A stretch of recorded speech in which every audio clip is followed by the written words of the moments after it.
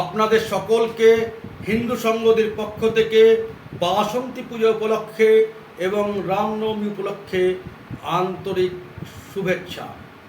সবাই ভালো করে বাসন্তী পূজা উদযাপন করুন এবং রামনবমীর মিছিল সারা পশ্চিমবঙ্গে ধুমধাম করে হোক, এটাই হিন্দু সংহতি কামনা করে। রামচন্দ্র ছিলেন শৌর্য বীর্যের প্রতীক। রামচন্দ্রের উপলক্ষে রামনবমী পালন করা, রামচন্দ্রকে স্মরণ করা, এটার জন্যে এবারের বিশেষ তাৎপর্য আছে। এই কারণে এবার 500 বছরের একটা পরাধীনতার গ্লানি মুক্ত হলো। ওই যে বাবর রাম মন্দিরকে ধ্বংস করেছিল এবং সেই রাম মন্দির একদম সুরম্য সুশোভিত রাম মন্দিরের উদ্বোধন এবছর হয়েছে।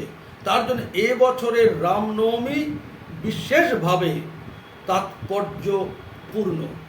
হিন্দু সংহতি চায় বাংলার হিন্দু সমাজ একদম সগর্বে ধুমধাম করে রামনবমী পালন করুক। রামচন্দ্রের সঙ্গে বাংলার সম্পর্ক একদম চিরকালীন। বহু সময় থেকে রামচন্দ্রের সঙ্গে বাংলার এই সম্পর্ক বর্তমান। ঠাকুর শ্রী রামকৃষ্ণদেবের বাড়িতে যে বিগ্রহ পূজিত হতো সেটা রামচন্দ্রের বিগ্রহ, রঘুবীরের বিগ্রহ। স্বামী বিবেকানন্দ বারে বারে বলতেন যে রামচন্দ্র শুধু নয়, রামচন্দ্রের ভক্ত হনুমান মানে মহাবীর, তাকেও তাদের উপাস্য করতে হবে। এবং রামচন্দ্র সম্পর্কে বিবেকানন্দ বারবার বলেছেন, আদর্শ স্বামী, আদর্শ পিতা, আদর্শ পুত্র এবং সর্বোপরি আদর্শ রাজা, সর্বাবস্থায় আদর্শ ব্যক্তিত্বের নাম রামচন্দ্র। বিবেকানন্দ বলতেন, যেখানে রাম থাকে সেখানে কাম থাকে না। যে রামচন্দ্র পিতার কথা রক্ষার জন্য বনে গেলেন, মহাকবি বাল্মীকি লিখছেন, যখন তাকে বলা হলো বনবাসে যাও, তিনি বিন্দুমাত্র দুঃখিত হলেন না। শ্রুত্তান বিপথ রাম, বনবাসে গেলেন।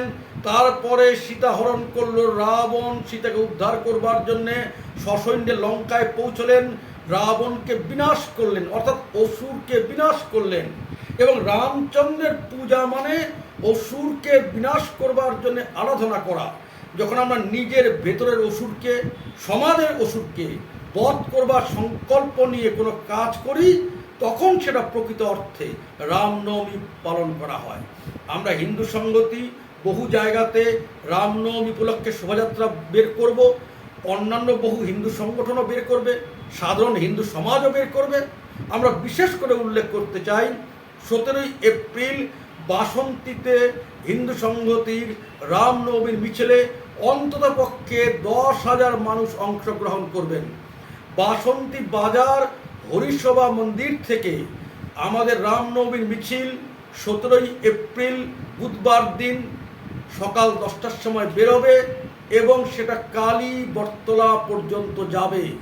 বাসন্তীতে ধুমধাম করে রামনবমীর মিছিল হিন্দু সংগতির এবং হিন্দু সমাজের একটা শক্তি প্রদর্শন করবে।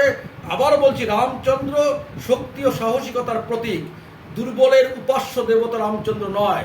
আমরা হিন্দু সংগতি শক্তির আরাধনা করি, রামচন্দ্র আমাদের আরাধ্য দেবতা এবং তার জন্য রামনবমীর মিছিল আমরা সর্বত্র ধুমধাম করে করব। বিশেষ করে আমি বাসন্তীর উল্লেখ আবার করছি কেন, অন্তপক্ষে 10,000 হিন্দু সংগতির কার্যকর্তা ওই দিন রামনবমীর মিছিলে বাসন্তীতে হাঁটবেন। আপনাদের সবার আমন্ত্রণ রইল। অন্য যে সমস্ত জায়গায় আমাদের উদ্যোগে রামনবমী পালিত হবে সেগুলোতে আপনাদের আমন্ত্রণ থাকলো। আপনাদের শুভেচ্ছা আমরা কামনা করি। অন্য সব হিন্দু সংগঠন যারা রামনবমী করবেন বা সাধারণ হিন্দু সমাজ যারা রামনবমী পালন করবেন, শোভাযাত্রা করবেন, অন্য কার্যক্রম করবেন, সকলের জন্যে হিন্দু সংগতির পক্ষ থেকে আন্তরিক শুভেচ্ছা থাকলো। সবাই ভালো থাকবেন। জয় শ্রীরাম।